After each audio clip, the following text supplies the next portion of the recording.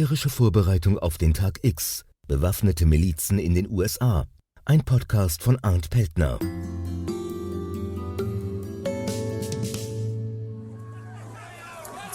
Now to white nationalists, supremacists, neo-Nazis clashing with counter-protesters and anti-fascists in Charlottesville, Virginia. Am 11. und 12. August 2017 marschierten in Charlottesville, Virginia, hunderte Menschen durch die Kleinstadt. Sie demonstrierten unter dem Motto Unite the Right. Mitglieder von rassistischen, antimuslimischen und Neonazi-Gruppen waren zusammengekommen, um ihre Stärke zu demonstrieren. Dabei lieferten sie sich brutale Straßenkämpfe mit Gegendemonstranten. We begin tonight with that breaking news, a horrific scene in Charlottesville, Virginia. A white nationalist rally that descended into deadly violence and chaos. Was bei den Fernsehbildern auffiel, waren marschierende Soldaten in Kampfanzügen, die sich zwischen die Kontrahenten stellten. Gleich mehrere Militia-Groups, bewaffnete Milizen also, waren nach Charlottesville gekommen, um, wie sie sagten, das Grundrecht eines jeden auf Meinungsfreiheit zu garantieren und zu schützen, auch das von erklärten Rassisten und Neonazis. Charlottesville war zu einem Treffpunkt rechtsextremer Gruppierungen geworden, die gemeinsam auftraten und zeigen wollten, dass in Amerika eine neue Zeit angebrochen war. Donald J. Trump is calling for a total and complete shutdown of Muslims entering the United States until our country's representatives can figure out what the hell is going on. Der Wahlkampf von Donald Trump 2016 hatte die amerikanische Gesellschaft polarisiert. Offen rassistische und nationalistische Ideen des Kandidaten Trump hatten die rechte Szene befeuert. Sie sah in ihm den Heilsbringer, auf den sie lange gewartet hatte. Auf einer einschlägigen Facebook-Seite hieß es: "Oil 'em up, boys, the time grows near for revolution. By ballot or bullet, we will make America great again." Die Rechten im Land sahen ihre Chance gekommen. Mit Stimmzettel oder Kugel wollten die Rechten Amerika umkrempeln. Das Treffen in Charlottesville sollte der amerikanischen Öffentlichkeit zeigen, wir sind da. Die bewaffneten Milizen, die in die Auseinandersetzungen eingriffen, erinnerten an die Sturmtrupps der NSDAP in den 20er Jahren der Weimarer Republik. Aber auf welcher Seite standen sie? Und dann kam die Stellungnahme von Präsident Donald Trump, der den Aufmarsch und die Gewalt der Rechten nicht verurteilte, sich nicht distanzierte, vielmehr erklärte, auf beiden Seiten hätte es very fine people gegeben. But you also had people that were very fine people on both sides. Mit den Bildern aus Charlottesville wuchs aber auch das Interesse der Öffentlichkeit an den Militia Groups in den USA. Viele fragten sich, wer diese bewaffneten Männer eigentlich sind, die keine Einheit der Polizei oder der offiziellen Streitkräfte, auch nicht der Nationalgarden Amerikas angehören. Die Milizen berufen sich auf die amerikanische Verfassung, die das Recht auf das Tragen von Waffen zusichert, und ein entsprechendes Gesetz, in dem die Bildung einer unorganisierten Miliz erlaubt wird. Einer Reservistenmiliz, die sich aus, wie es wörtlich heißt, körperlich gesunden Männern im Alter von 17 bis 45 Jahren zusammensetzt, die nicht Mitglied der Nationalgarde oder der Marinereserve sind. Eine schwammige Formulierung, die es ermöglicht, dass sich nichtstaatliche, private, bewaffnete Milizen formieren dürfen. Von einem bestimmten Zweck ist nicht die Rede. Militia Groups in den USA verfolgen daher ganz unterschiedliche Ziele, wie Brian Levin, Direktor des Center for the Study of Hate and Extremism an der University of San Bernardino, erklärt. In different regions, it's very much connected to land. In einigen Regionen hat das mit der Landnutzung zu tun. In anderen Gebieten geht es um die Grenzpatrouillen, die nicht genehmigt sind, oder es haben sich allgemein Anti-Steuern-Gruppen gebildet. In westlichen Bundesstaaten, zum Beispiel in Nevada, Oregon, Utah, in denen der Großteil des Landes Eigentum der Bundesregierung in Washington ist, haben wir sehen können, wie sich Milizen um diese Landrechtsfrage gebildet haben. So war das auch in Oregon oder auf der Bundy Ranch in Nevada. At the Malheur Refuge, as well as at the Bundy Ranch in Nevada. Für Lane Crothers, Professor of Politics and Government an der Illinois State University und Autor des Buches Rage on the Right, The American Militia Movement from Ruby Ridge to the Trump Presidency, ist die Weite des Landes ein wichtiger Grund dafür, dass sich Freiräume für Milizen in den USA gebildet haben. The actual penetrative power of the federal government, the actual dominating power of the federal government is quite thin. Die absolute Gewalt der Bundesregierung und ihre Durchsetzung ist an den meisten Stellen der USA nicht vorhanden. Wir reden hier von weiten, offenen Flächen im Land. Ich lebte mal für 2 Jahre in Spokane, Washington State, und Spokane mit seinen 550.000 Einwohnern ist die größte Stadt zwischen Seattle und Minneapolis. Minneapolis, das sind etwa 2600 Kilometer. Es gibt also diese riesigen Gebiete, wo es keine großartige Präsenz der Bundesregierung gibt, was dazu führt, dass die lokalen und bundesstaatlichen Autoritäten mehr Macht und Einfluss haben.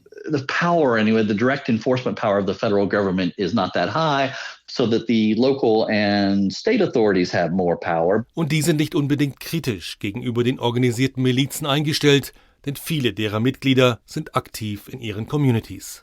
So there's an example that I use quite often. There's a community in northern Arizona called Colorado City. Ich führe hier immer wieder ein Beispiel an, das vieles erklärt. Colorado City liegt in Nord-Arizona, genau an der Grenze zu Utah und Colorado, nördlich vom Grand Canyon. Colorado City ist eine Gemeinde von Polygamisten. Jeder, der dort lebt, ist Polygamist, also auch der Bürgermeister, der Polizeichef oder der Sheriff.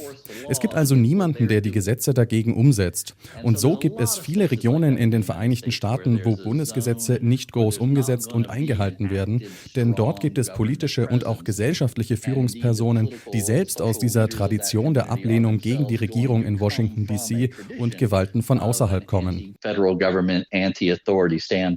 men are due in court on Monday after federal investigators say they broke up a right-wing militia plot. The plan was to blow up a mosque and apartment complex. Mark Pitkevich von der Anti-Defamation League beobachtet seit den frühen 90er Jahren die Milizen in den USA. Er gilt als Experte, wenn es um die bewaffneten Gruppen im eigenen Land geht. Wenn man sich die Militia-Bewegung im weitesten Sinne ansieht, also die 3%er und die Oath Keepers mit einbezogen, dann hat man rund 500 Gruppen im Land. Und zwischen ihnen gibt es große Unterschiede. Einige sind sehr aktiv im paramilitärischen Training, andere sind mehr politisch orientiert, wiederum andere treten nur online auf. Sie sind alle Extremisten, sie fallen unter die Kategorie rechter Extremismus, aber es gibt kein einheitliches Bild. Eine genaue Zahl kann man nicht nennen, denn entweder verheimlichen diese Gruppen ihre Mitgliederzahlen oder sie übertreiben. Aber wir schätzen, dass es zwischen 50.000 und 75.000 Leute in dieser Bewegung gibt, wenn man Milizen wie die 3%ers und Oath Keepers mit einrechnet. Es ist also durchaus eine beachtliche Zahl. Die Oath Keepers, die Hüter des Eides, sind eine Vereinigung aktiver und ehemaliger Militärs. Die 3%ers sehen sich in der Tradition der amerikanischen Revolutionäre des 18. Jahrhunderts. Sie hängen dem Mythos an, dass nur 3% der Kolonisten erfolgreich gegen das britische Königreich kämpften. Beide Organisationen agieren auf nationaler Ebene und sind gewaltbereite rechtsradikale Milizen. Sind Milizen immer politisch rechts? Brian Levin beobachtet seit vielen Jahren, was sich am rechten Rand in den USA tut. The overwhelming majority of militia groups and the term militia has tended. Der Großteil der Militia-Gruppen und überhaupt der Begriff Militia wird vor allem mit Rechtsextremismus in Verbindung gebracht. Aber auf der antifaschistischen Seite gibt's nun auch Gruppen wie die Redneck Revolt oder die John Brown Group, die sich auch bewaffnet haben. Doch wenn wir über diese Organisationen und die Art der Gewalt sprechen, dann kommt das vor allem von rechts. Es gibt zwar eine linke Bewegung, die man erkennen kann und die auch wächst, aber die wird völlig von der rechtsextremen Militia überschattet.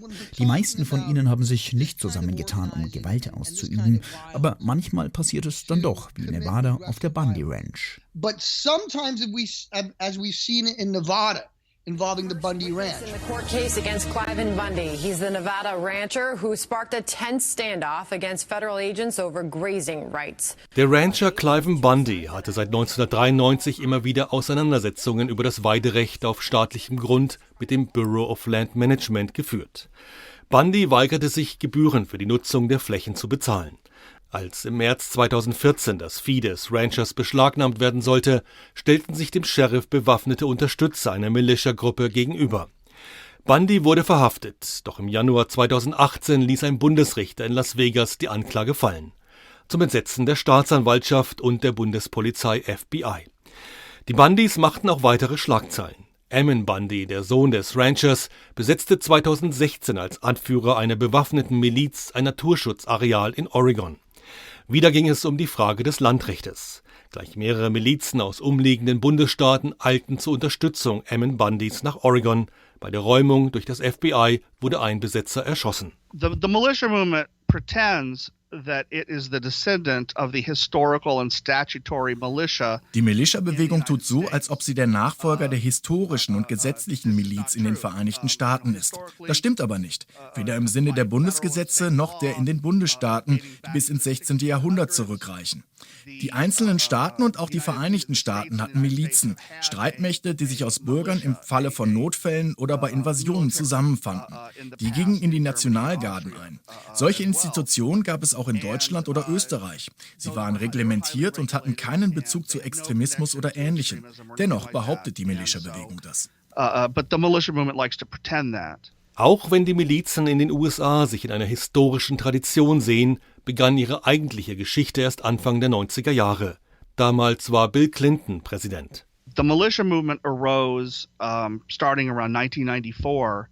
Die Militia-Bewegung begann 1994 als Reaktion auf Ereignisse wie die Verabschiedung von Waffengesetzen, die Unterzeichnung von NAFTA, dem nordamerikanischen Freihandelsabkommen, und vor allem 2 Konfrontationen der Bundesregierung mit gesellschaftlichen Außenseitern. Eine davon gab es 1992 in Idaho und eine weitere in Waco, Texas 1993. In beiden Fällen machte die Bundesregierung gewaltige Fehler und Unschuldige wurden bei diesen Konfrontationen getötet. Innocent people ended up being killed in those standoffs. Well, as you can see, the parts of the building have collapsed. The fire has indeed engulfed the vast majority of this compound that has been the site. The entire roof is gone. Die Vorfälle in Ruby Ridge, Idaho und in Waco, Texas wurden von vielen als ein Call to Arms empfunden, als Ruf, bewaffnete Milizen zu gründen, um sich gegen den Staat zu wehren. In Ruby Ridge widersetzte sich ein Farmer seiner Verhaftung, in Waco wollte eine religiöse Sekte eine Razzia verhindern. Beide Male belagerte das FBI privates Gelände, beide Male gab es bei dessen Erstürmung Tote. Brian Levin vom Center for the Study of Hate and Extremism beschreibt diese Entwicklung als Flächenbrand im ganzen Land.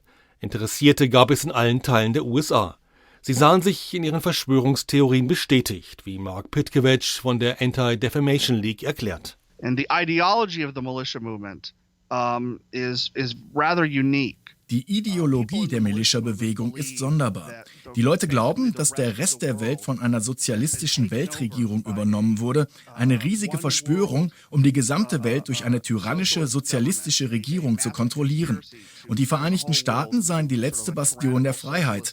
Aber unsere Regierung kollaboriere mit dieser Verschwörung, die sie oftmals als New World Order bezeichnen. Ganz langsam würden uns unsere Rechte und Freiheiten entzogen, auch unser Grundrecht auf Waffenbesitz. Denn das ist das Recht, das all unsere anderen Rechte schütze. Wenn aber die Amerikaner erst einmal unbewaffnet seien, dann übernähme diese New World Order die Macht und wir würden zu Sklaven. Das ist, wogegen die Militia-Gruppen ankämpfen, gegen diese New World Order und gegen die Bundesregierung, die sie unterstütze. And the federal government that is collaborating with it. A massive car bomb exploded outside of a large federal building in downtown Oklahoma City, shattering that building, killing children, killing... Die ersten Jahre der Clinton-Administration werden als Geburtsstunde der amerikanischen Militia-Bewegung gesehen.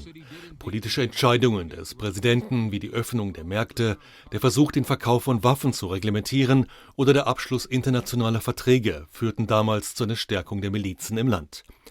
Mit dem Bombenattentat auf das Federal Building in Oklahoma City am 19. April 1995 durch Timothy McVeigh, der mit radikalen Milizen sympathisierte, gab es ein brutales Erwachen für die amerikanische Gesellschaft.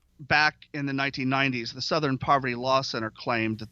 1990er Jahre erklärte das Southern Poverty Law Center, dass die Militia-Bewegung nach dem Oklahoma City-Attentat abgenommen hätte. Ich habe dafür nie Beweise gefunden. Ganz im Gegenteil, ich glaube, sie hat sogar zugenommen, denn viele hatten von dieser Bewegung vor dem Oklahoma City Bombing nichts gehört und dieser Terrorakt brachte ihr viel Aufmerksamkeit. Was dazu führte, dass viele Leute sich entweder einer Miliz anschlossen oder eine eigene Gruppe gründeten, da sie nun mit der Bewegung vertraut waren. Die Militia-Bewegung war also durchaus stark zwischen 1994 und dem Ende der 90er Jahre.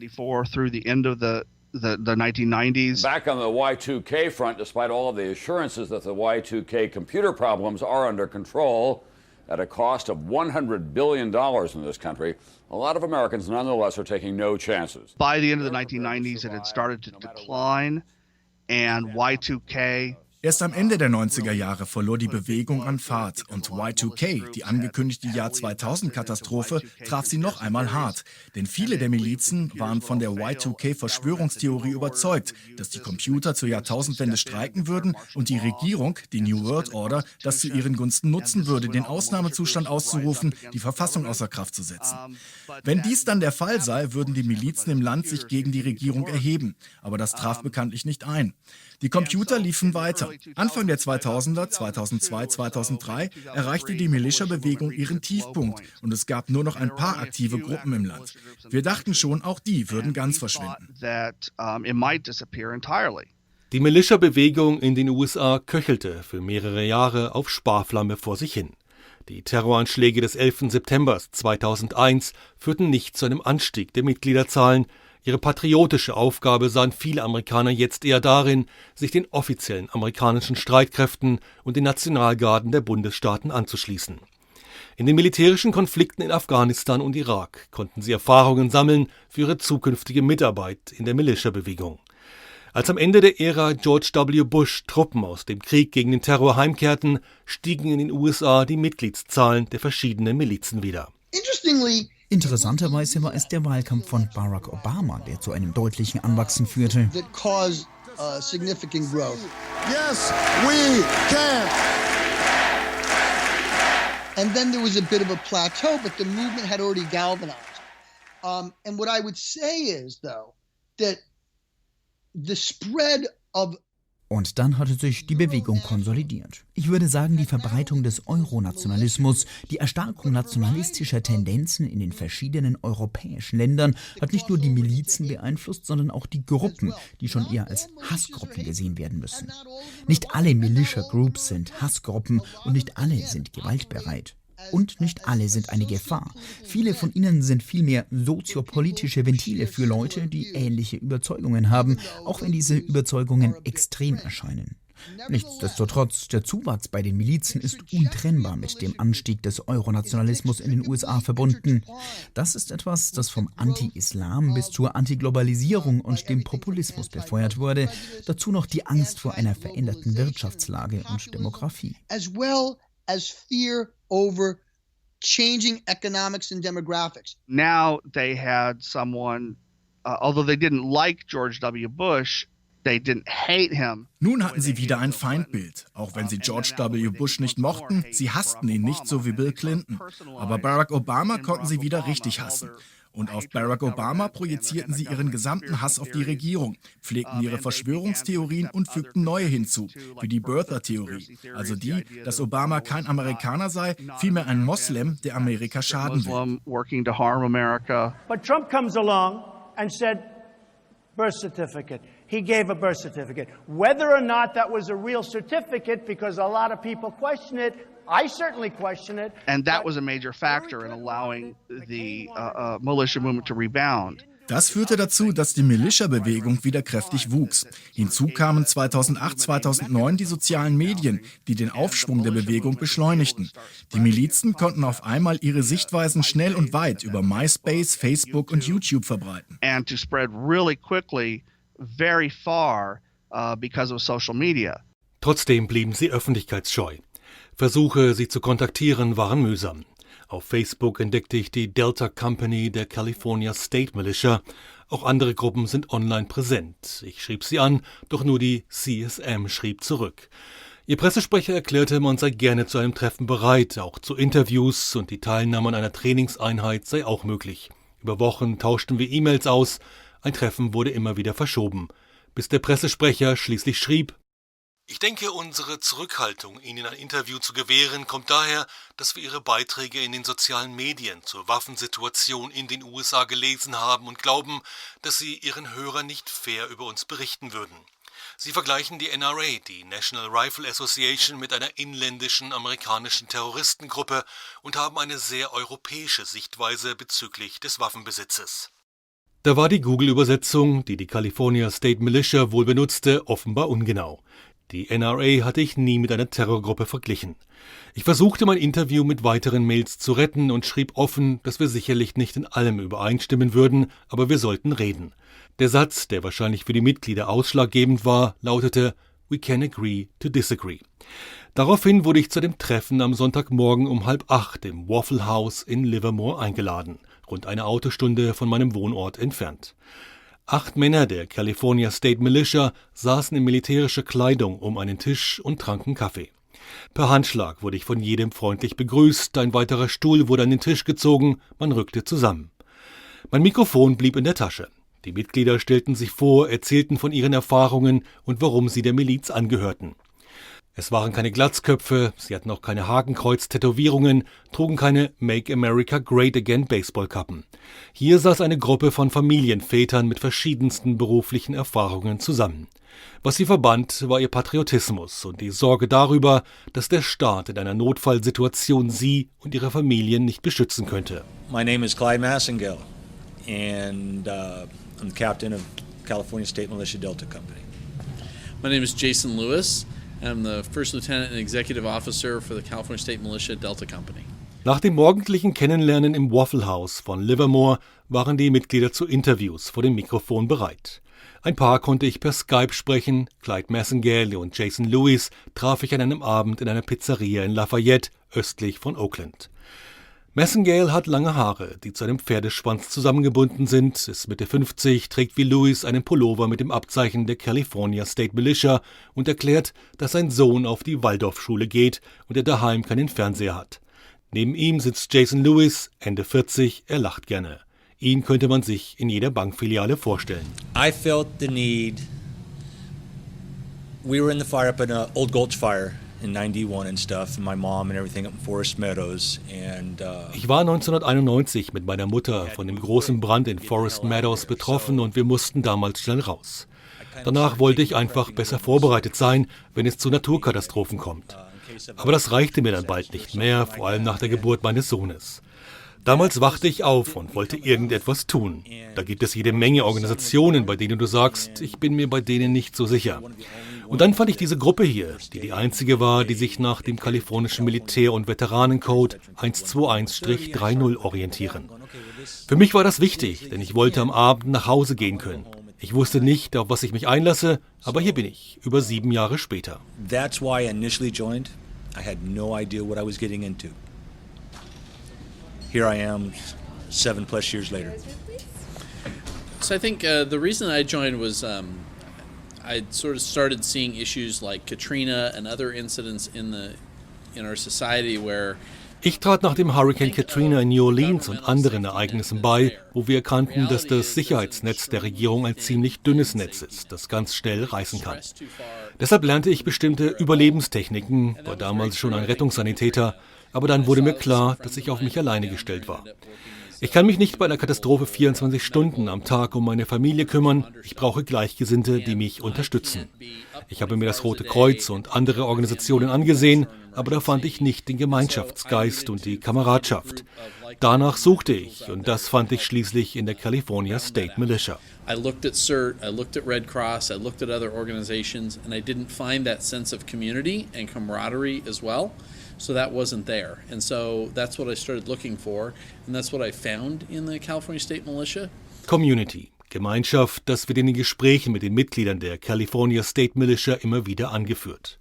Verschwörungstheorien, rassistische Parolen, Gewaltverherrlichung, davon bekomme ich nichts zu hören. Was sie verbindet, ist der militärische Aspekt. Man organisiert sich entsprechend, trainiert auf einen Notfall hin. I mean, I'm not saying we don't have the tinfoil hat guys, but people like that, either way, they don't last long. Ich sage nicht, wir haben nicht diese Leute mit den Aluhüten, aber diese Leute bleiben nicht lange dabei.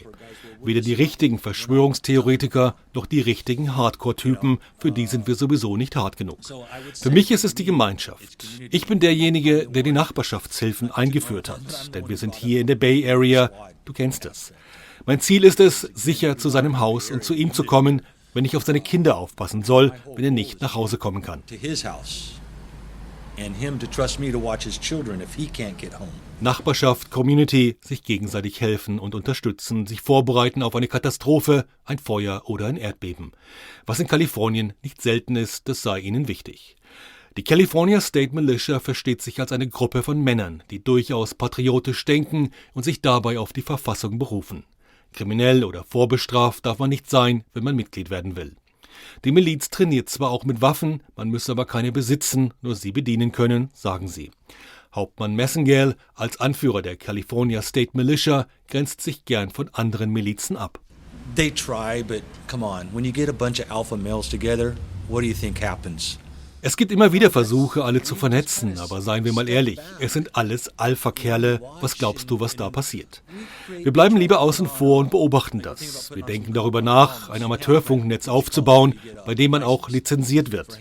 Aber das geht nicht mit allen Gruppen, denn für uns ist es wichtig, alle Teilnehmer zu überprüfen.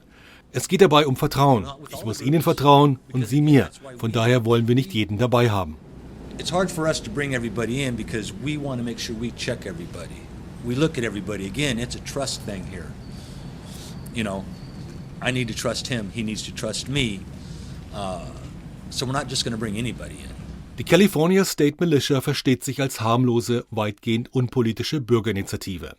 Auch ihre Mitglieder tragen Waffen. Das sei kein Problem, vielmehr ganz normal für den amerikanischen Staatsbürger, sagen sie.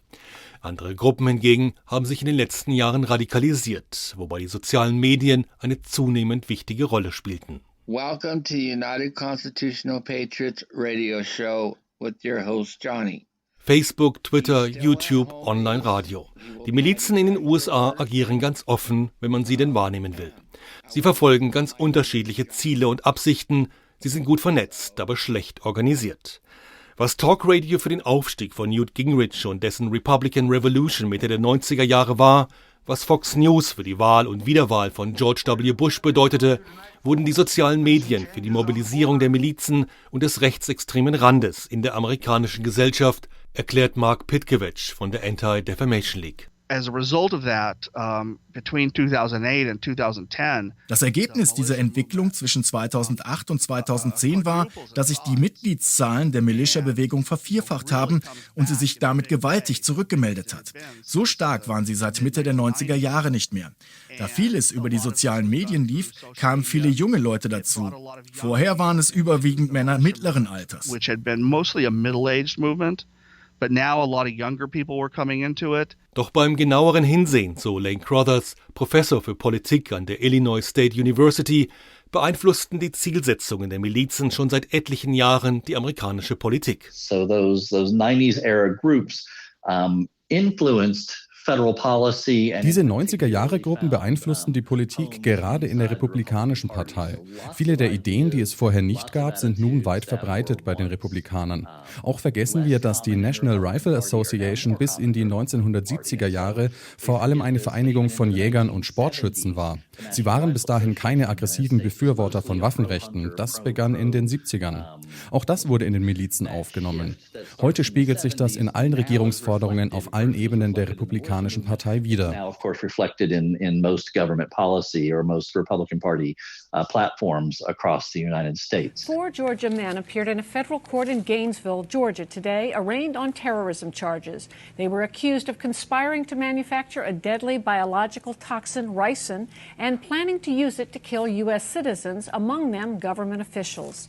The 4 are suspected members of a militia group. Vorher musste man, um Mitglied einer Militia-Gruppe zu werden, eine Organisation in seiner näheren Umgebung finden. Und die war dann vor allem auf paramilitärisches Training ausgerichtet. Heute kann man sich ihnen im Internet anschließen.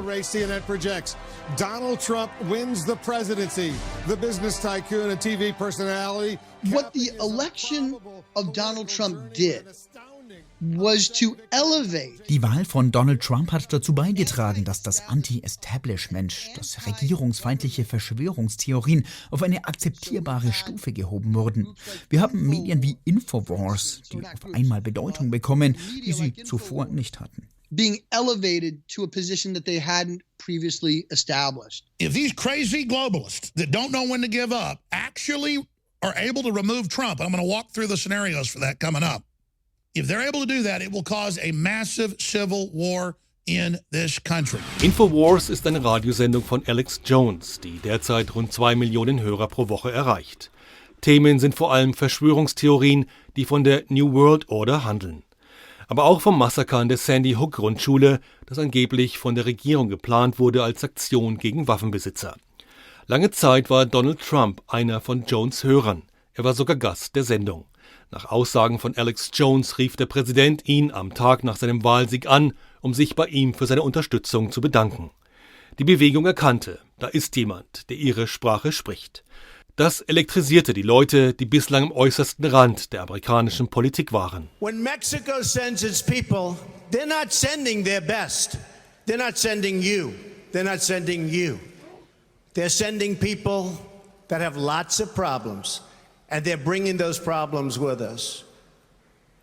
They're bringing drugs, they're bringing crime, they're rapists, and some, I assume, are good people. Well, it's had a very interesting effect on the militia movement. Das hatte einen sehr interessanten Effekt auf die Militia-Bewegung. Man muss wissen, dass die Milizen Donald Trump sehr unterstützt haben. Normalerweise mischen sie sich nicht ein oder unterstützen mal einen Kandidaten vom politischen Rand oder jemanden einer dritten Partei, denn sie sehen keinen großen Unterschied zwischen Republikanern und Demokraten. Sie bezeichnen sie sogar als Republicrats. Sie sind so weit rechts, dass Republikaner und Demokraten für sie gleich erscheinen. Aber Donald Trump war ein Außenseiter, Anti-Establishment. Er glaubte selbst an Verschwörungstheorien. Und die Militias sind meist gegen Immigranten und gegen Muslime. Und sie sahen in ihm jemanden, der auf ihrer Seite stand. As anti-immigrant and anti-Muslim as well. And so they saw in Donald Trump, someone who seemed to be on their side. President Trump has not spoken about militia groups in any kind of sustained manner. Präsident Trump hat sich bislang in keiner Form über die Militia Groups geäußert. Aber er hat ihre Verschwörungstheorien weiterverbreitet und sogar Tweets von regierungsfeindlichen und Hassgruppen geteilt. Und diese Gruppen, vor allem Alt-Right, also verdeckte Nazi-Organisationen, sehen in Trump ihren Führer. So etwas haben wir seit Jahrzehnten nicht mehr bei einem Mainstream-Kandidaten gesehen. We have not seen this kind of support for a successful mainstream political candidate in decades.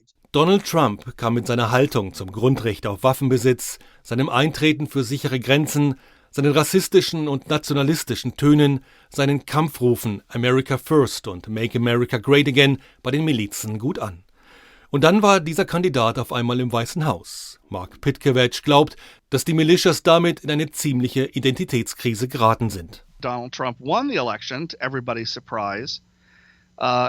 And the militia got the candidate they wanted as president. Trump hat die Wahl überraschend für jeden gewonnen und die Milizen haben den Kandidaten zum Präsidenten bekommen, den sie wollten. Sie haben nicht gemerkt, dass sie das nun in ein Dilemma bringt. Denn all das, was die Bewegung in den letzten Jahren angetrieben hat, war die Wut auf die Bundesregierung. Aber wie kannst du wütend auf die Regierung sein, wenn dein eigener Mann an der Spitze steht?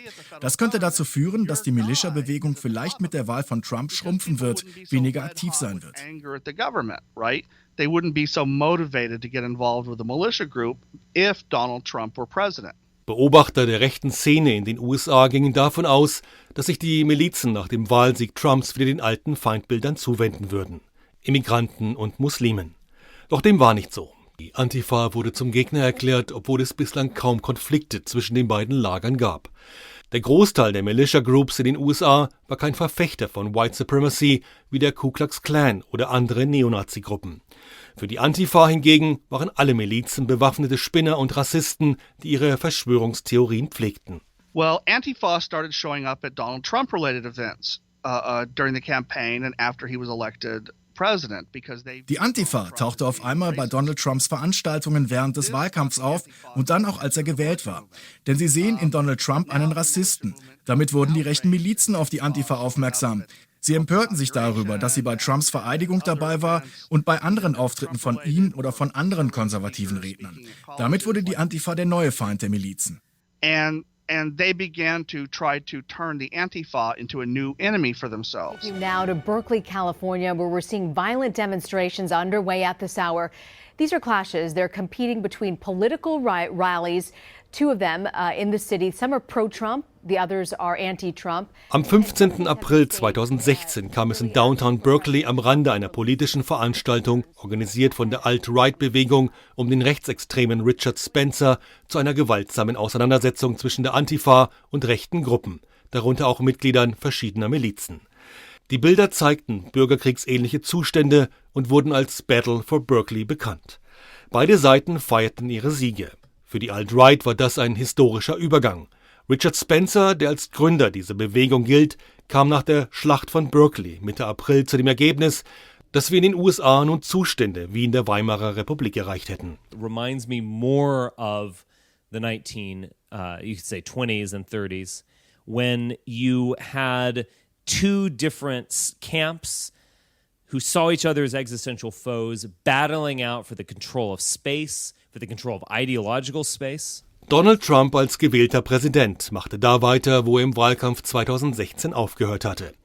Er verbreitete weiter Verschwörungstheorien, schürte das Misstrauen gegen die Regierung, was nur Wasser auf die Mühlen der Bewegung war, so Lane Crothers. There's this sense that the government isn't the president and the politicians. Es gibt diese Überzeugung, dass die Regierung nicht der Präsident und seine Administration sei. Die Regierung sei vielmehr aus Bürokraten zusammengesetzt, die nach wie vor die Gesetze durchsetzen, die die Leute beschränken.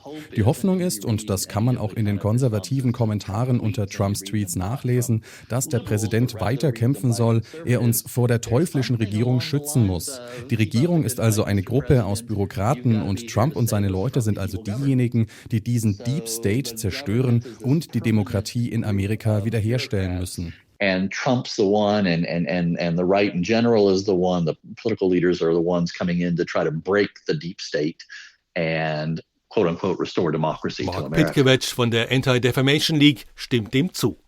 Diese Trennung zwischen dem bürokratischen Regierungsapparat auf der einen Seite und Donald Trump und seinen Verbündeten auf der anderen zeigt sich gerade in der Corona-Krise.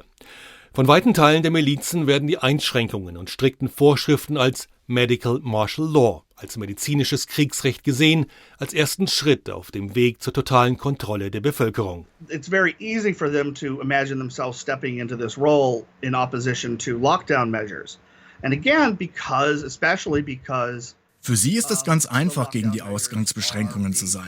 Und ja, diese Ausgangsbeschränkungen werden ja auf lokaler und bundesstaatlicher Ebene durchgesetzt, nicht auf der nationalen Ebene. Damit müssen sie sich nicht gegen Donald Trump stellen, den sie weiterhin unterstützen. Wir sehen also die Militia-Bewegung in den letzten Monaten als deutliche Gegner dieser Lockdown-Gesetze. Etliche der frühen Gegenproteste, noch bevor die Republikaner sie unterstützten, wurden von einzelnen Milizengruppen organisiert. Before more mainstream Republican groups took them over, a number of the first protests were organized by militia groups. One force has amplified these protests, namely the president himself, who is arguing that the American economy must open as rapidly as possible.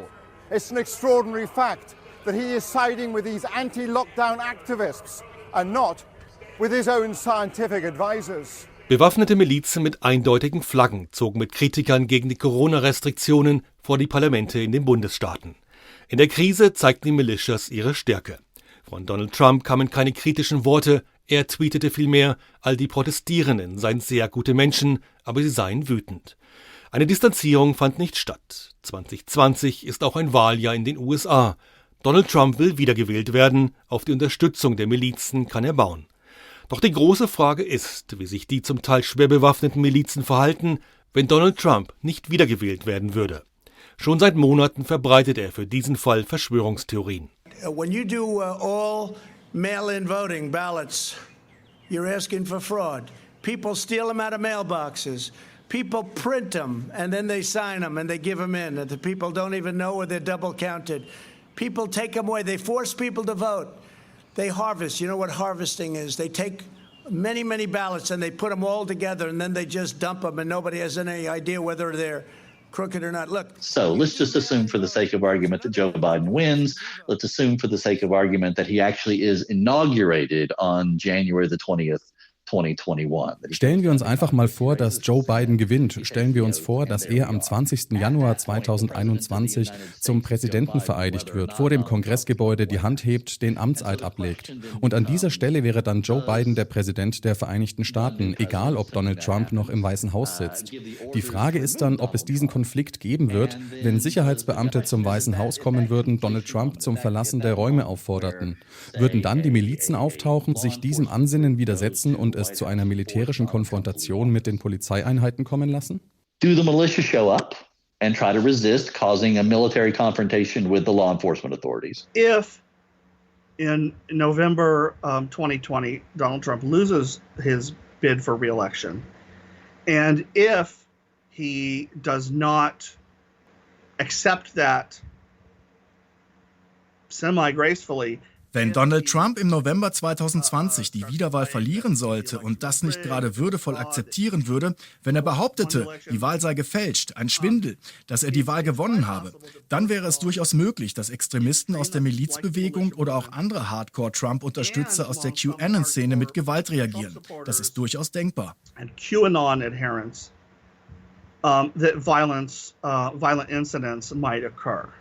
It's certainly possible.